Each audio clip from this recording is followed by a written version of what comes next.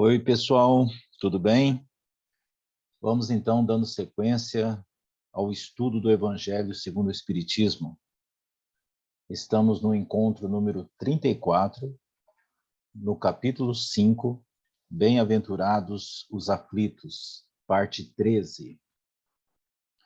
Vamos então começando no estudo de hoje.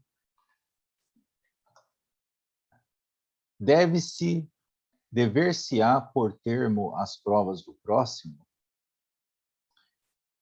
Hoje nós falaremos sobre interromper a aflição dos outros e sobre a eutanásia. No item 27, deve alguém pôr termo às provas do seu próximo quando o possa, ou deve, para respeitar os desígnios de Deus, deixar que sigam seu curso? Já vos temos dito e repetido muitíssimas vezes que estais nessa terra de expiação, para concluirdes as vossas provas e que tudo o que vos sucede é consequência das vossas existências anteriores. São juros da dívida que tendes de pagar. Esse pensamento, porém, provoca em certas pessoas reflexões que devem ser combatidas devido aos funestos efeitos que poderiam determinar. Então, aqui, vamos lá. Deve alguém pôr termo às provas do seu próximo quando possa, ou deve, para respeitar os desígnios de Deus, deixar que sigam seu curso? Eu posso ajudar alguém que está passando por dificuldade? Ou eu tenho que deixar acontecer porque a justiça está acontecendo? E aí, o que você acha? É um assunto extremamente amplo, mas vamos aqui conversar sobre ele. Se uma pessoa está passando por determinada dificuldade, por um momento de extrema pobreza, que isso nós sabemos que é uma prova, eu tenho que levar dinheiro e tirá-la da pobreza, ou eu tenho que deixar ela passar por isso? Veja a resposta. Já vos temos dito e repetido muitíssimas vezes que estais nessa terra de expiação para concluirdes as vossas provas e que tudo o que vos sucede é consequência das vossas existências anteriores, né? São juros da dívida que tendes de pagar. Então, aqui a gente tem a primeira resposta. Tudo que o indivíduo possa estar passando é justo. Então, não cabe a mim analisar se ele merece ou não passar por aquilo, né? Aí entra a segunda parte, veja aqui no texto. Esse pensamento, porém, provoca em certas pessoas reflexões que devem ser combatidas devido aos funestos efeitos que poderiam determinar. Então, o que você entende disso? O que a pessoa está passando é o que ela merece passar, mas não significa que eu não possa ajudá-la. Entendeu? É aqui que a gente vai entrar. Não é questão de julgar se é justo ou injusto. Entendeu? Não é questão de julgar se é justo ou injusto a situação da pessoa. Eu não devo questionar quanto tempo mais ela deve passar por aquilo. A reflexão de hoje vai ser nessa linha. Se a pessoa tem que passar por aquilo até que você chegue, é isso? E se justamente você é o agente que colocará fim àquela expiação? Porque de repente chegou a hora de acabar com a expiação. A gente não sabe. Ah, eu não posso fazer nada porque se eu fizer estaria interferindo no karma dela, na lei da causa e efeito da pessoa. Mas de repente é justamente você que é a causa. Vamos lá. De repente é justamente a causa e efeito que colocou você no caminho dela, entendeu? Vamos em frente. Próximo slide. Pensam alguns que, estando-se na terra para espiar, cumpre que as provas sigam seu curso. Outros há mesmo que vão até o ponto de julgar que não só nada devem fazer para as atenuar, mas que, ao contrário, devem contribuir para que elas sejam mais proveitosas, tornando-as mais vivas. Grande erro. É certo que as vossas provas têm de seguir o curso que lhe traçou Deus, dar-se-á, porém, conheçais esse curso? Sabeis até onde elas têm de ir, e se o vosso Pai misericordioso não terá dito ao sofrimento de tal ou tal dos vossos irmãos, não irás mais longe? Sabeis se a providência não vos escolheu, não como instrumento de suplício para agravar os sofrimentos do culpado, mas como bálsamo da consolação para fazer cicatrizar as chagas que a sua justiça abrira? Né? É difícil, né? Responder tudo isso. A gente não sabe. A gente é muito pequeno diante de todo esse universo. Vamos lá, primeiro parágrafo. Pensam alguns que, estando-se na terra para espiar, cumpre que as provas sigam o seu curso, ok? Outros há mesmo que vão até o ponto de julgar que não só nada devem fazer para as atenuar, mas que, ao contrário, devem contribuir para que elas sejam mais proveitosas, tornando-as mais vivas. Grande erro. É certo que as vossas provas têm de seguir o curso que lhes traçou Deus? Dar-se-á, porém, conheçais esse curso? Ou seja, bom, não vou me meter, porque cada um que se vire com aquilo que assumiu, né? Voltando aqui nesse mesmo parágrafo, ó. Outros há mesmo que vão até o ponto de julgar que não só nada devem fazer para as atenuar, mas que, ao contrário, devem contribuir para que elas sejam mais proveitosas, tornando-as mais vivas. Né? Aqui ele coloca um outro extremo. Ele acha que é o agente de Deus.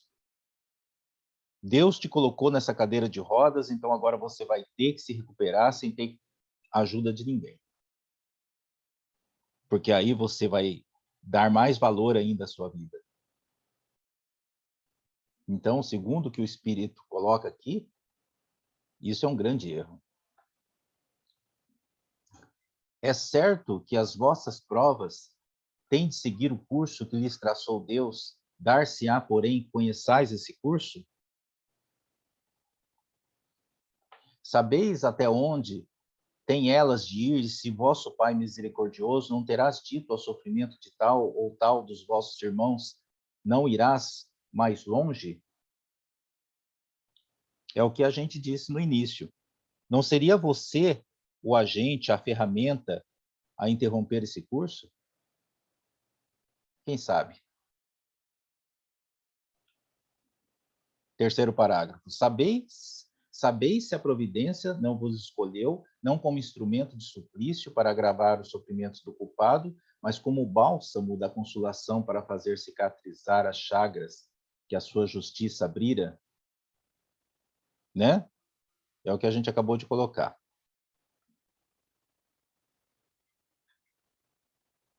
Vamos em frente. Não digais, pois, quando virdes atingido um dos vossos irmãos: é a justiça de Deus, importa que siga seu curso. Dizei antes: vejamos que meios o Pai misericordioso me pôs ao alcance para suavizar o sofrimento do meu irmão. Vejamos se as minhas consolações morais, o meu amparo material ou os meus conselhos poderão ajudá-lo a vencer essa prova com mais energia. Com mais paciência e resignação.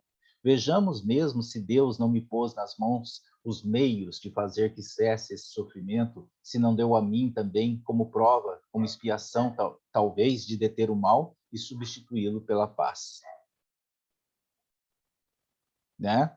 Aí você vai me perguntar, tá, mas como que eu sei? Como que eu faço essa escolha? Aí isso é muito pessoal, né? É como a espiritualidade coloca aqui, eu tenho condição de fazer algo? Quais os meios, né, que Deus me deu para que eu possa suavizar esse sofrimento?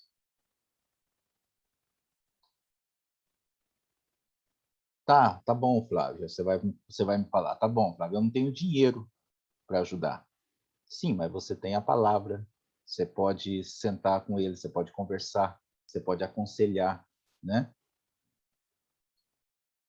Tá, Flávio, mas eu não tenho a palavra, eu não tenho o dom da palavra. Perfeito, mas você pode sentar do lado dele, dar o ombro para ele. De repente, o fato de você estar perto dele já vai ter uma força dessa companhia, mesmo em silêncio. Então, é essa questão. Você tem o tempo para dispensar para essa pessoa? Porque, às vezes, a pessoa tem na cabeça que para ajudar as outras pessoas, ela tem que vestir uma capa especial, né? Ter uma identificação no peito, ou seja, fazer algo muito grande para algo de fato acontecer. E não é verdade.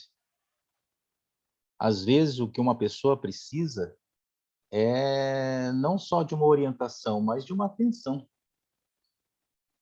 De repente, ela está querendo falar, apenas o fato de falar e você ali do lado, em silêncio, ouvindo.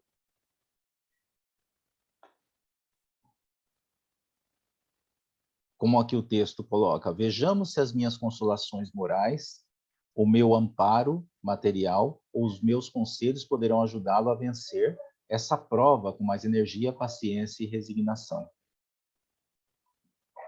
Então, há, por exemplo, trabalhos que são feitos de forma voluntária, como se fosse um trabalho de samaritano. Pessoas que fazem visita a orfanatos, asilos, presídios, hospitais. O valor disso é algo assim extraordinário. É uma situação muito difícil para essas pessoas que estão internadas. Em hospitais, por exemplo, há muitas pessoas que estão em hospitais que não recebem visita de ninguém. Muitas vezes porque não tem parente na cidade, ou talvez pela própria relação que ela tem com determinados parentes. Então, está ali, rezando para se curar, mas não tem um amparo psicológico, né, que ajuda muito nesse processo de cura. Aí a pessoa vai lá, dá uma palavrinha, de repente um passe, né? O sentimento do paciente ali que está na cama é de alegria, de satisfação, de gratidão, principalmente de gratidão. É uma questão para essas pessoas, não tem essa, pô, e se a pessoa é evangélica ou enfim, não tem, nesse momento não tem religião, sabe? Tem a questão da solidariedade, né, da caridade, de você pensar no próximo. Finalizando o texto aqui, ó, vejamos mesmo se Deus não me pôs nas mãos os meios de fazer que cesse esse sofrimento, se não deu a mim também como prova, como expiação, talvez de deter o mal e substituí-lo pela paz, né? Isso aqui também está naquele pacote que a gente sempre fala da reforma íntima. É você rever seus conceitos, né? Não pensar assim, pô, mas eu estou bem e está tudo bem. Não, tem muita gente que está passando por momentos difíceis e a gente tem que sempre pensar em que ponto, em que situação, em que, né, de que forma que a gente pode ajudar. E não é só em questão do dinheiro, não é só questão de levar comida. A gente sempre pode estar ajudando alguém no fato de você simplesmente estender a mão, de falar, oi, tudo bem? Como é que você está? Né? Vamos lá, vamos em frente. Ajudai-vos, pois, sempre mutuamente nas vossas respectivas provações, e nunca vos considereis instrumentos de tortura. Contra essa ideia deve revoltar-se todo homem de coração, principalmente todo espírita, porquanto este, melhor do que qualquer outro, deve compreender a extensão infinita da bondade de Deus. Deve o espírita estar compenetrado de que a sua vida toda tem de ser um ato de amor e de devotamento, que faça ele o que fizer para se opor às decisões do Senhor, estas se cumprirão. Pode, portanto, sem receio, empregar todos os esforços por atenuar o amargor da expiação, certo, porém, de que só a Deus cabe detê-la ou prolongá-la, conforme julgar conveniente. Um texto forte, acima de tudo, né? Como que eu sei? Eu reduzo a pena daquele indivíduo ou eu deixo seguir? E aqui, nesse texto, está dizendo justamente isso. Não importa o que você faça, não importa o que você faça, a pena será cumprida. Nós não temos esse poder. Faça o que o seu coração está mandando. Não tem isso de você falar, poxa, mas o cara está passando por aquela situação porque ele provocou aquela situação, eu vou lá e vou amenizar. Não tem, fica tranquilo, não tem pena para quem faz o bem. Você vai ajudá-lo, só que aquilo que ele tem que cumprir, ele vai cumprir. Então, obedeça aquilo que o seu coração está mandando. Vai lá e ajuda. Olha só essa parte aqui do texto. Deve o espírita estar compenetrado de que a sua vida toda tem de ser um ato de amor e de devotamento. Ou seja, não é de vez em quando. É sempre. A sua vida toda tem de ser um ato de amor e de devotamento. Continuando. Que faça ele o que fizer para se opor às decisões do Senhor, estas se cumprirão. Então, nós não temos forças de encerrar uma expiação, nem de criar uma para outra pessoa. Nós temos o livre-arbítrio. Então, não fique com receio de interferir nos planos de Deus. Fica tranquilo quanto a isso. Continuando, pode, portanto, sem receio, empregar todos os esforços por atenuar o amargor da expiação, certo, porém, de que só a Deus cabe detê-la ou prolongá-la conforme julgar conveniente. Definiu, né? Concluiu tudo aquilo que a gente vem falando. Próximo slide. Não haveria imenso orgulho da parte do homem em se considerar no direito de, por assim dizer, revirar a arma dentro da ferida? De aumentar a dose do veneno nas vísceras daquele que está sofrendo, sob o pretexto de que tal é a sua expiação? Ó, considerai-vos sempre como instrumento para fazê-la cessar. Resumindo, todos estáis na terra para expiar, mas todos, sem exceção, deveis esforçar-vos por abrandar a expiação dos vossos semelhantes, de acordo com a lei de amor e caridade.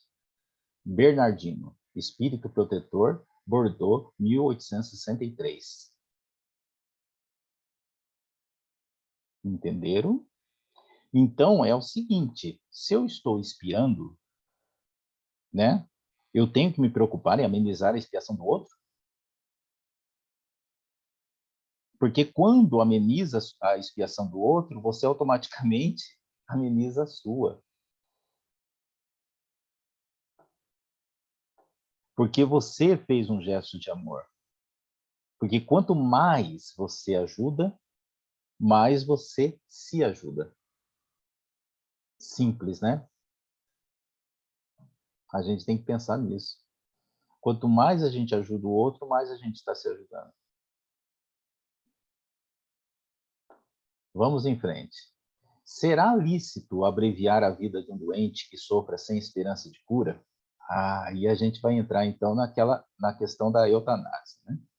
Item 28. Um homem está agonizante, presa de cruéis sofrimentos. Sabe-se que seu estado é desesperador. Será lícito pouparem-se alguns instantes de angústias, apressando-lhe o sofrimento? Quem vos daria o direito de prejulgar os desígnios de Deus? Não pode ele conduzir o homem até a borda do fosso, para daí o retirar, a fim de fazê-lo voltar a si e se alimentar ideias diversas das que tinha? Ainda que haja chegado ao último extremo moribundo, ninguém pode afirmar com segurança que lhe haja soado a hora derradeira. A ciência não se terá enganado nunca em suas previsões?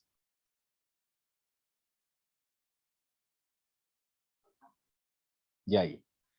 A questão é, quem somos nós para tomar uma decisão dessa? Muitas vezes a pessoa está lá, agonizando na cama, no hospital, sofrendo, e ela grita, me mata, me mata, me mata várias vezes. Mas será que esse espírito quer de fato morrer? Porque quem está gritando me mata, é o corpo físico, é a pessoa que está sofrendo. Mas e o espírito que está também ali? Será que ele gostaria de encerrar a passagem dele por aqui? Muitas vezes o espírito passa por situações de extrema dificuldade, né? O fundo do poço, como a gente chama. Mas é esse fundo do poço que vai fazer com que ele entenda de fato as provas que ele está passando. Por isso que muitas vezes retornam diferentes depois de um infarto, depois que amputaram uma perna, né? Quantas pessoas não se curam depois de um sofrimento muito grande? O que eles trazem? Eles trazem um aprendizado. Horrível, mas é um aprendizado. Então, é uma decisão